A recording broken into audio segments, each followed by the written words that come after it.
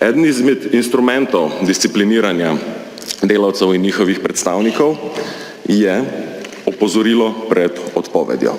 Delodajalec ga lahko nameni zaposlenim, tudi delavskim predstavnikom, brez kakršnekoli posebne obrazložitve ali kakršnegakoli posebnega razloga.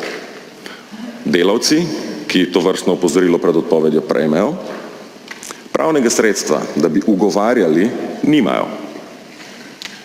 Na ta način stran kapitala izigrava nedodelanost slovenske delovnopravne zakonodaje, zato, da izvajajo svojo moč nad delovnim procesom, kot rečeno, če je potrebno tudi silo in nasilo.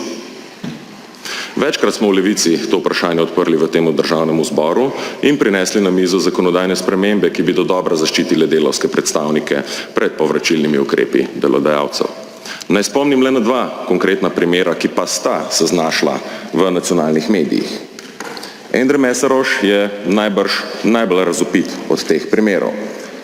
Sindikalist v enemu izmed slovenskih avtoprevozniških podjetij, ki ga je neupravičeno delodajalec obtožil, da zlorablja potnike, ga postavil na cesto in ga prepustil njegovim sodnim mlinom. Seveda, Endre je pravdo za svojo delavsko pravico navsezadnje zmagal, ampak kot rečeno, delodajalec je svoj cilj dosegel, razbil sindikat v podjetju in delavce dodobra zastrašil. Drugi tak primer, nekoliko bolj nedaven, pa je primer Vlado Tašega iz slovenskega elektrogospodarstva na Štajerskem, delavskega predstavnika v svetu delavcev, ki je bil prav tako deležen pritiskov in malverzacij poslovodstva podjetja, zato ker je opozarjal na sporne prakse, zato ker je bil v osnovi žvižgač v posameznem podjetju. Na tem mestu bi se zato še posebej zahvalil sindikaliziranim policistom, ki so zaščito delavskih predstavnikov znova pripeljali v državnozborsko proceduro.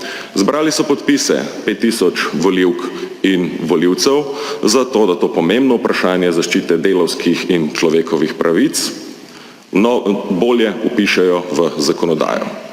Že v začetku mandata, tega aktualnega mandata, smo zato z sindikaliziranimi policisti kot pobudniki sklenili dogovor o dejanski izvedbi teh zakonodajnih klavzul.